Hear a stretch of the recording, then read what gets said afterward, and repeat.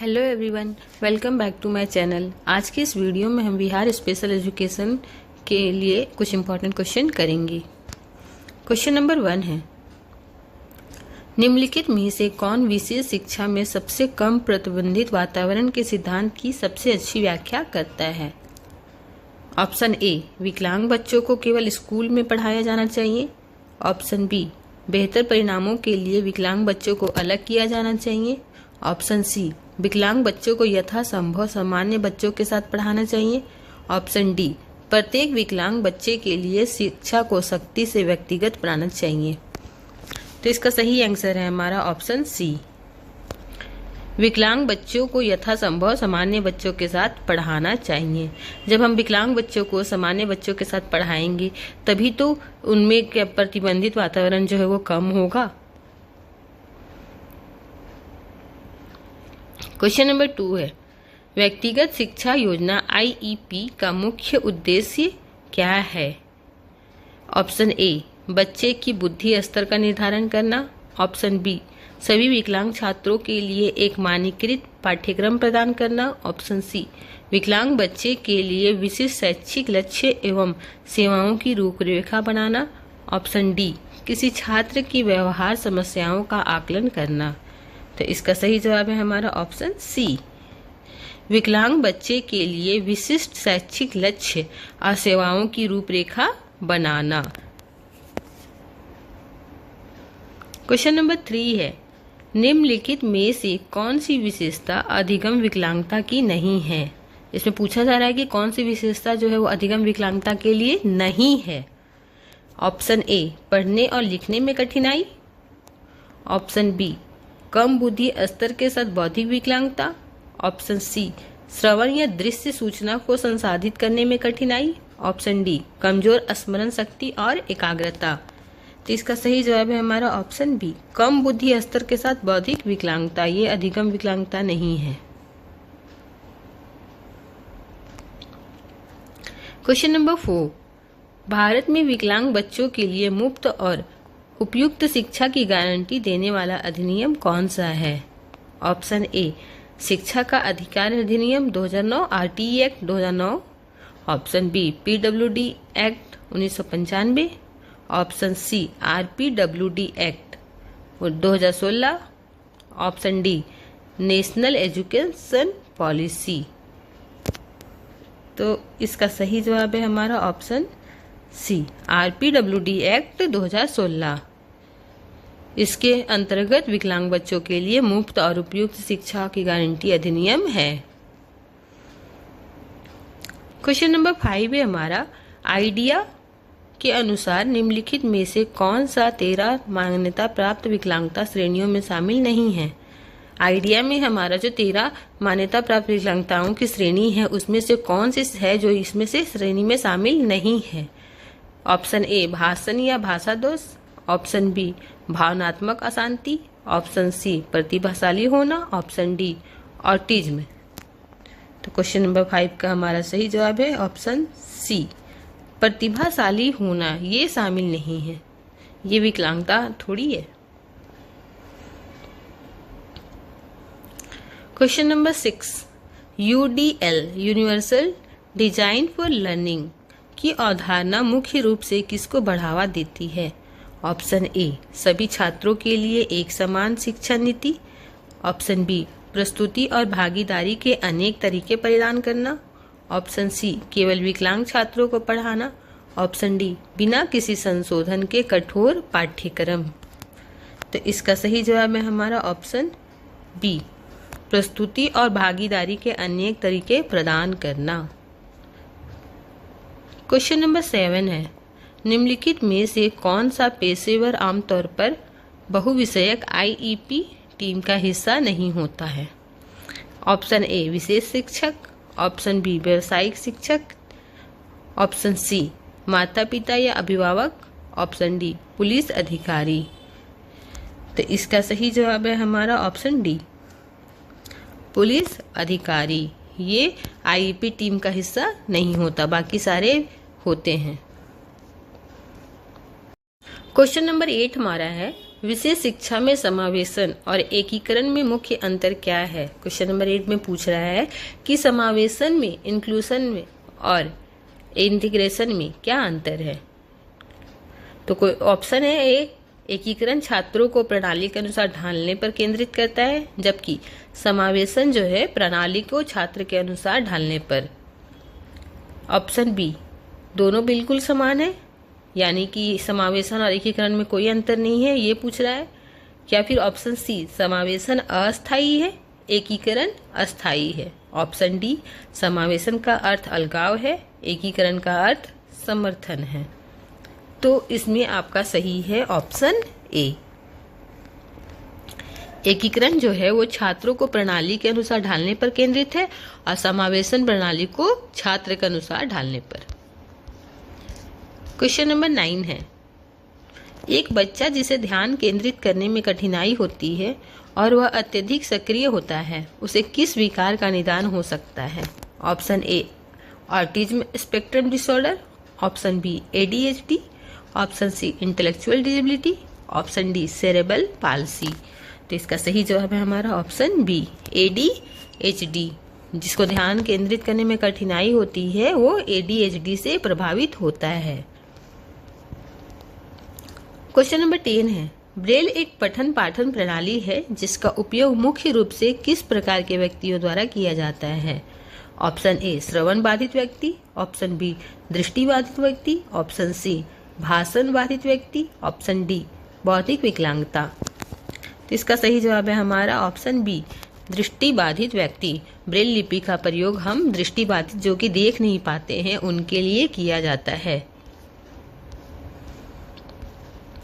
Question number 11 है, बौद्धिक विकलांगता वाले बच्चों में अनुकूली व्यवहार को मापने के लिए कौन सा मूल्यांकन उपयोगी होता है? Option A, WISC। Option B, Vineland अनुकूली व्यवहार scale. Option C, Stanford Binet बुद्धि परीक्षण। Option D, MMPI। तो इसका सही जवाब है हमारा ऑप्शन बी, विनलैंड अनुकूली व्यवहार स्केल। आप सभी इसका फुल फॉर्म सभी का याद कर लेंगे क्योंकि एग्जाम में फुल फॉर्म में बहुत ज्यादा पूछा जाता है। क्वेश्चन नंबर 12 है, विशेष शिक्षा में मुख्य धारा में लाना शब्द का क्या तात्पर्य है? विशेष शिक्षा में मेन स्ट्रीमिंग का क्या अर्थ है? ऑप्शन ए, बिना सहायता के विकलांग बच्चों को सामान्य कक्षा में बैठाना। ऑप्शन बी, शैक्षिक और गैर शैक्षिक गतिविधियों में पूर्ण समावेशन। ऑप्शन सी, क्षमता के आधार पर सामान्य कक्षा में चयनात्मक प्रवेश। ऑप्शन डी, विशेष बच्चा को बोर्डिंग स्कूल में भेजना। तो इसका सही जवाब है हमारा ऑप्शन सी, क्षमता के आधार पर सामान्य कक्षा में चयनात्मक प्रवेश। क्वेश्चन नंबर 13, एक संसाधन शिक्षक की भूमिका होती है। ऑप्शन ए, समावेशी कक्षा में विषय शिक्षक की जगह लेना। ऑप्शन बी, विकलांग बच्चों को विशेष सहायता देना। ऑप्शन सी, सभी छात्रों को सभी विषय पढ़ाना। ऑप्शन डी, केवल माता पिता की काउंसलिंग करना। तो इसका सही जवाब है हमारा ऑप्शन बी, विकलांग बच्चों को विशेष सहायता देना। क्वेश्चन नंबर 14, आइडिया सभी पात्र बच्चों के लिए फेप की गारंटी देता है। फेप का पूर्ण रूप क्या है? ऑप्शन ए, निशुल्क और उपयुक्त सार्वजनिक शिक्षा। ऑप्शन बी, लचीली और अनुकूल प्राथमिक शिक्षा। ऑप्शन सी, शिक्षा में पहुंच और समानता का आधारशिला। ऑप्शन डी, असाधारण छात्रों के लिए निष्पक्ष सहायता। तो 14 का हमारा सही जवाब है ऑप्शन ए, निःशुल्क और उपयुक्त सार्वजनिक शिक्षा, free and appropriate public education. Question number 15, निम्नलिखित में से कौन विकासात्मक विकलांगता का उदाहरण है? Option A, ADHD। Option B, autism spectrum disorder. Option C, dyslexia. Option D, conduct disorder. तो 15 का हमारा सही आंसर है option B, autism spectrum disorder जो है वो विकासात्मक विकलांगता का एग्जाम्पल है। क्वेश्चन नंबर 16, ऑटिज्म से ग्रसित बच्चों के लिए कौन सी शिक्षण रणनीति प्रभावी होती है? ऑप्शन ए समूह परियोजनाएं और मौखिक निर्देश, ऑप्शन बी दृश्य कार्यक्रम और संरचित दिनचर्या, ऑप्शन सी अचानक गतिविधियां और स्वतंत्र खेल, ऑप्शन डी सख्त चुप्पी और अलगाव। तो इसका सही जवाब है हमारा ऑप्शन बी दृश्य कार्यक्रम और संरचित दिनचर्या। ऑटिज्म से जो ग्रसित बच्चे होते हैं उनके लिए विजुअल शेड्यूल जो होते हैं और स्ट्रक्चर रूटीन जो होते हैं वो काफी प्रभावी होते हैं। क्वेश्चन नंबर 17, डिस्ग्राफिया मुख्य रूप से किस कौशल को प्रभावित करता है? ऑप्शन ए पढ़ना, ऑप्शन बी बोलना, ऑप्शन सी लिखना, ऑप्शन डी सुनना। तो डिस्ग्राफिया जैसा कि नाम से ही पता चल रहा है ये हमें लिखने से कौशल को प्रभावित करता है। ग्राफ बनाना है, जैसे कि ग्राफ जो होता है वो हम लिखते हैं ना, ग्राफ बनाते हैं, तो जो भी डिस्ग्राफिया है वो लिखने से है।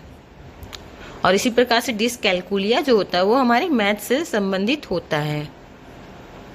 नेक्स्ट क्वेश्चन है क्वेश्चन नंबर 18, श्रवण यंत्र किस प्रकार के छात्र के लिए सबसे उपयोगी है? श्रवण यंत्र है यानी कि सुनने के लिए जो यंत्र का उपयोग किया जाता है, तो ये कैसे छात्रों के लिए सबसे ज्यादा उपयोगी है? पहला है दृष्टिबाधित।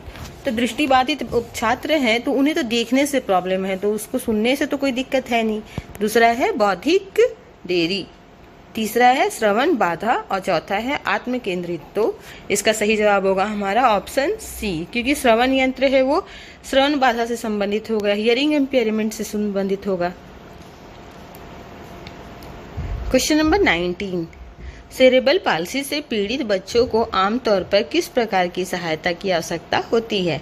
ऑप्शन ए भावनात्मक नियंत्रण, ऑप्शन बी शारीरिक गति और समन्वय, ऑप्शन सी भाषा अनुवाद, ऑप्शन डी संवेदी नियंत्रण।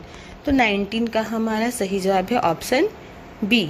सेरेब्रल पाल्सी से जो बच्चे पीड़ित होते हैं उन्हें शारीरिक गतिविधि में और समन्वय में दिक्कत होती है। उनका शारीरिक गतिविधि सही से नहीं हो पाता है, उनका मूवमेंट सही से नहीं हो पाता है, और अगर मूवमेंट सही से हो रहा है तो उनके साथ में उनका समन्वय ठीक से नहीं बैठ पाता है। इस तरह से उन्हें बच्चों को जो होता है, पीड़ित बच्चों को सहायता की आवश्यकता होती है। क्वेश्चन नंबर 20, संकेत भाषा का उपयोग मुख्य रूप से किसके द्वारा किया जाता है? यानी कि साइन लैंग्वेज होता है उसका प्रयोग किसके द्वारा किया जाता है? आपका ऑप्शन है ऑप्शन ए दृष्टिबाधित व्यक्ति, ऑप्शन बी श्रवण बाधित व्यक्ति, ऑप्शन सी बौद्धिक विकलांगता, ऑप्शन डी आत्म केंद्रित। तो इसका सही जवाब है हमारा ऑप्शन बी श्रवण बाधित व्यक्ति। जो सुन नहीं सकते हैं वह बच्चे, चाहे वो जो भी इससे पीड़ित व्यक्ति होंगे, वे सांकेतिक भाषा का प्रयोग करते हैं। क्वेश्चन नंबर 21, बच्चों में भाषण और भाषा विकार का मूल्यांकन करने के लिए सबसे उपयुक्त विशेषज्ञ कौन होता है? ऑप्शन ए नैदानिक मनोवैज्ञानिक, ऑप्शन बी भाषण और भाषा चिकित्सक, ऑप्शन सी व्यावसायिक चिकित्सक, ऑप्शन डी बाल रोग विशेषज्ञ। तो 21 का हमारा सही जवाब है ऑप्शन बी भाषा और भाषा चिकित्सक, speech and language therapist. Question number 22, कार्यात्मक व्यवहार मूल्यांकन का मुख्य उद्देश्य क्या है? ऑप्शन ए छात्र के व्यवहार को लेबल करना, ऑप्शन बी चुनौतीपूर्ण व्यवहार के कारण और उद्देश्य की पहचान करना, ऑप्शन सी शैक्षणिक प्रगति का मूल्यांकन करना, ऑप्शन डी अधिगम विकलांगता का निदान करना। तो इसका सही जवाब है हमारा ऑप्शन बी चुनौतीपूर्ण व्यवहार के कारण और उद्देश्य की पहचान करना। क्वेश्चन नंबर 23, भारत में पीडब्ल्यूडी अधिनियम 1995 को किस अधिनियम ने प्रतिस्थापित किया? ऑप्शन ए शिक्षा का अधिकार अधिनियम 2009, ऑप्शन बी आरपीडब्ल्यूडी अधिनियम 2016, ऑप्शन सी मानसिक स्वास्थ्य देखभाल अधिनियम 2017, ऑप्शन डी समावेशी शिक्षा विधेयक 2015। तो इसका सही जवाब है हमारा ऑप्शन बी आरपीडब्ल्यूडी अधिनियम 2016 जो है उसके द्वारा प्रतिस्थापित किया गया।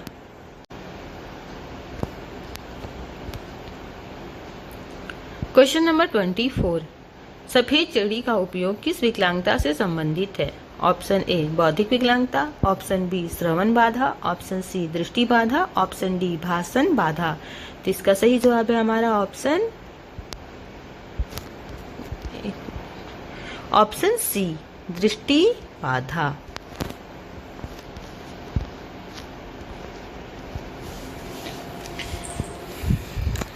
क्वेश्चन नंबर 24, सफेद छड़ी का उपयोग किस विकलांगता से संबंधित है? ऑप्शन ए बौद्धिक विकलांगता, ऑप्शन बी श्रवण बाधा, ऑप्शन सी दृष्टि बाधा, ऑप्शन डी भाषण बाधा। तो इसका सही जवाब है हमारा ऑप्शन सी दृष्टि बाधा। दृष्टि बाधित जो बच्चे होते हैं, चाहे दृष्टि बाधित से जो भी ग्रसित होते हैं, वो छड़ी का प्रयोग करते हैं।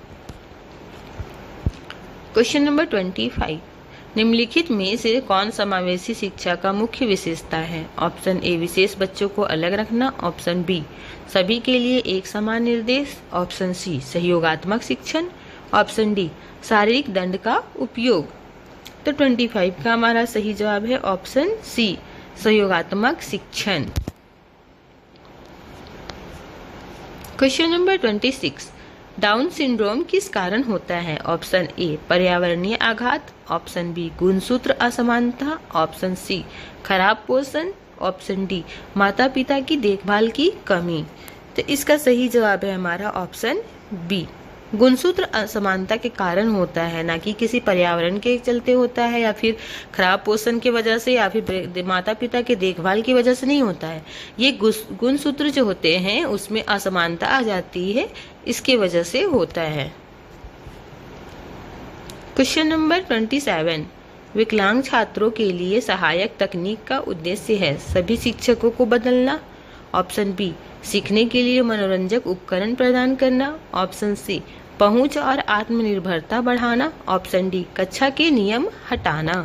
तो 27 का हमारा सही जवाब है ऑप्शन सी पहुंच और आत्मनिर्भरता बढ़ाना।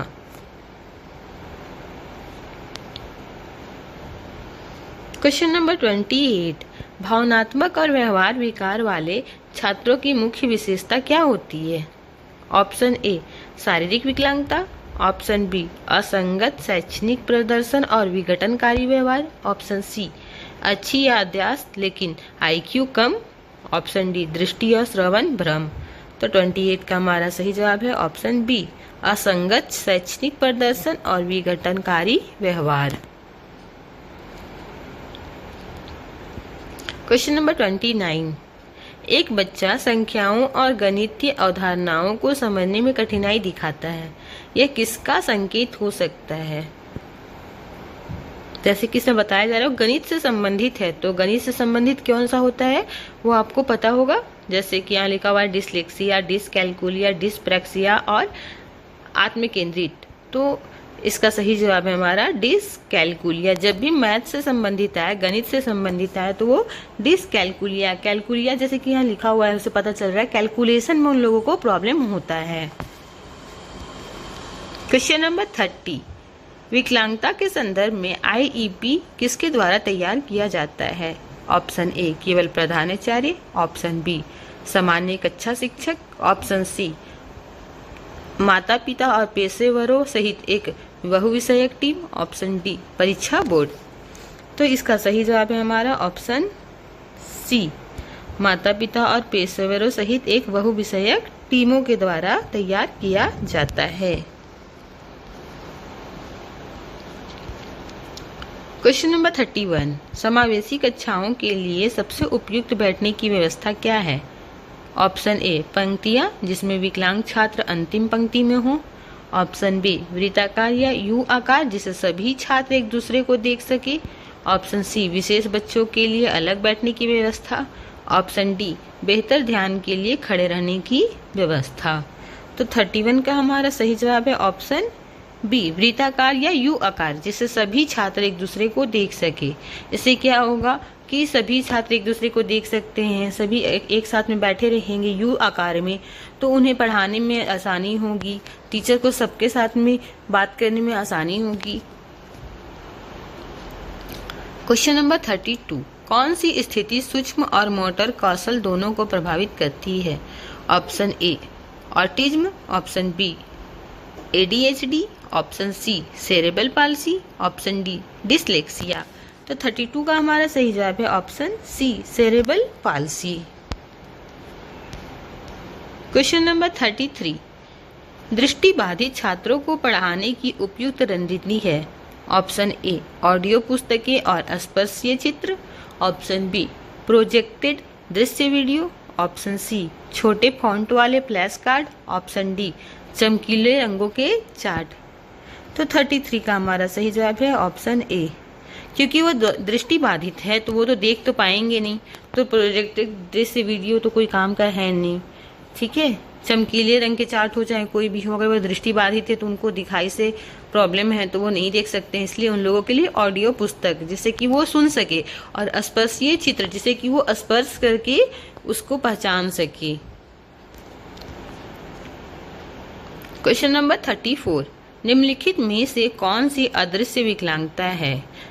पहला है आत्मकेंद्रित, बी ऑर्थोपेडिक दोष, सी श्रवण यंत्र के साथ श्रवण हानि, डी दृष्टि बाधा। तो 34 का हमारा सही जवाब है ऑप्शन ए, आत्मकेंद्रित ऑटिज्म। वो जो है अदृश्य विकलांगता है। ऑटिज्म को हम देख नहीं सकते लेकिन वो विकलांगता है।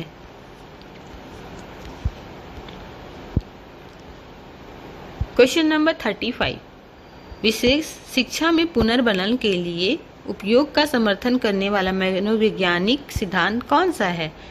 ऑप्शन ए गेस्टाल्ट सिद्धांत, ऑप्शन बी व्यवहारवाद, ऑप्शन सी संज्ञानात्मक सिद्धांत, ऑप्शन डी मनोविश्लेषणात्मक सिद्धांत। तो 35 का हमारा सही जवाब है ऑप्शन बी व्यवहारवाद।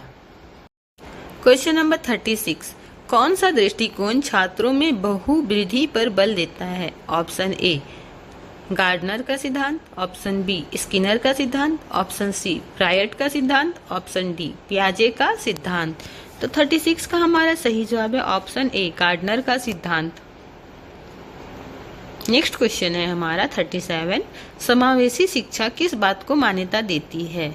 ऑप्शन ए पृथक्करण आवश्यक है, ऑप्शन बी सभी बच्चे साथ में सीख सकते हैं, ऑप्शन सी केवल विशेष शिक्षक ही पढ़ा सकते हैं, ऑप्शन डी विकलांगताएं सीखने में बाधा है। तो इसका सही जवाब है हमारा ऑप्शन बी, सभी बच्चे साथ में सीख सकते हैं। समावेशी शिक्षा जो है वो सभी बच्चों को एक साथ सीखने पे जोर देती है। क्वेश्चन नंबर 38, समावेशी कक्षा में सहपाठी शिक्षण एक विधि है जिसमें ऑप्शन ए शिक्षक केवल विशेष बच्चों को पढ़ाता है, ऑप्शन बी छात्र एक दूसरे को सीखने में मदद करते हैं, ऑप्शन सी कक्षा में माता पिता पढ़ाने आते हैं, ऑप्शन डी छात्र अपने शिक्षकों को पढ़ाते हैं। तो इसका सही जवाब है हमारा ऑप्शन बी, छात्र जो है वो एक दूसरे को सीखने में मदद करते हैं। क्वेश्चन नंबर 39, निम्नलिखित में से कौन सा समावेशी शिक्षण अभ्यास का उदाहरण नहीं है? ऑप्शन ए सहयोगी शिक्षण समूह, ऑप्शन बी विभेदित निर्देश, ऑप्शन सी बिना लचीलापन के निश्चित बैठने की व्यवस्था, ऑप्शन डी सभी छात्रों के लिए ऑडियो विजुअल उपकरणों का उपयोग। तो इसका सही जवाब है हमारा ऑप्शन सी बिना लचीलापन के निश्चित बैठने की व्यवस्था, फिक्स सिटिंग विदाउट फ्लेक्सिबिलिटी। ये जो है हमारा समावेशी शिक्षण का उदाहरण नहीं है।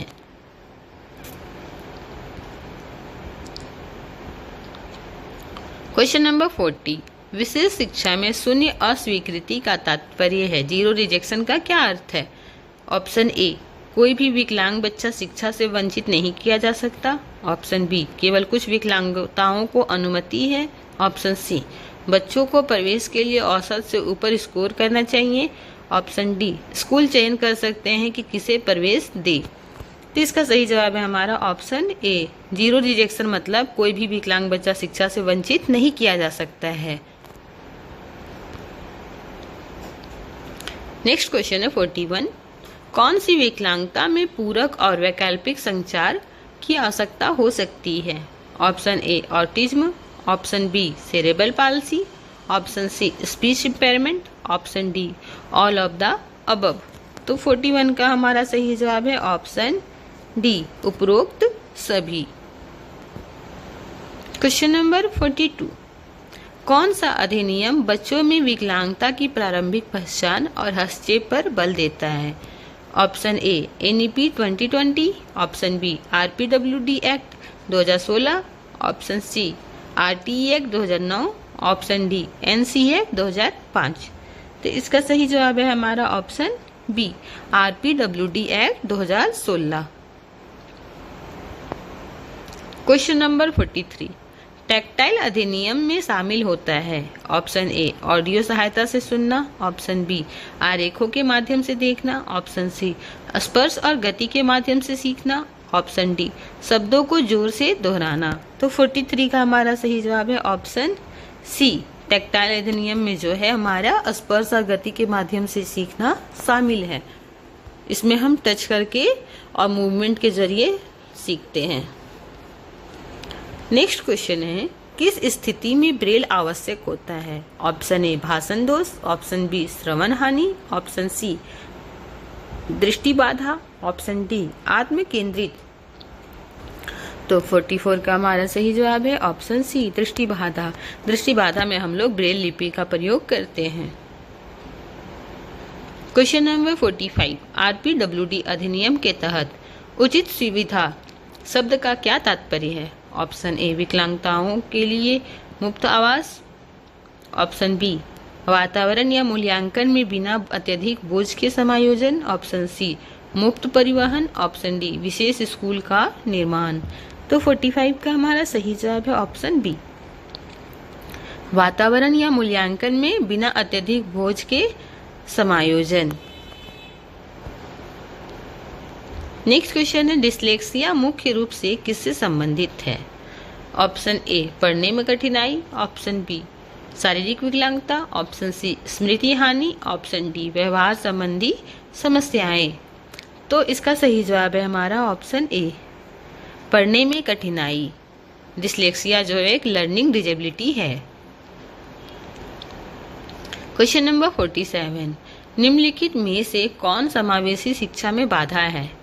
ऑप्शन ए, शिक्षक प्रशिक्षण की कमी। ऑप्शन बी, तकनीक का उपयोग। ऑप्शन सी, सक्रिय भागीदारी। ऑप्शन डी, अभिभावकों की भागीदारी।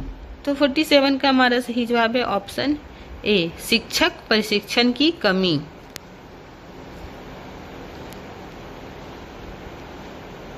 क्वेश्चन नंबर 48, समावेशी व्यवस्था में विशेष शिक्षकों की भूमिका क्या है। ऑप्शन ए, केवल प्रशासनिक कार्य। ऑप्शन बी, IEP की योजना बनाना और सह शिक्षण करना। ऑप्शन सी, केवल खेल गतिविधियां कराना। ऑप्शन डी, अलगाव में शिक्षण देना। तो इसका सही जवाब है हमारा ऑप्शन बी, IEP की योजना बनाना और सह शिक्षण करना। नेक्स्ट है, निम्नलिखित में से कौन एक विकासात्मक विकार है। ऑप्शन ए, मिर्गी। ऑप्शन बी, आत्मकेंद्रित। ऑप्शन सी, दमा। ऑप्शन डी, मधुमेह। तो इसका सही जवाब है हमारा ऑप्शन बी, ऑटिज्म, आत्मकेंद्रित। हमारा नेक्स्ट क्वेश्चन है, श्रवण बाधा वाले छात्र के लिए कौन सा शिक्षण सहायक सबसे सहायक है। ऑप्शन ए, ब्रेल पुस्तकें। ऑप्शन बी, फ्लैश कार्ड और दृश्य सहायक। Option C, audio books. Option D, मौखिक पुनरावृत्ति। तो 50 का हमारा सही जवाब है ऑप्शन बी, फ्लैश कार्ड और दृश्य सहायक जो है वो श्रवण बाधित बच्चों के लिए, छात्रों के लिए उपयोगी होते हैं। और नेक्स्ट क्वेश्चन हम अगले वीडियो में करेंगे।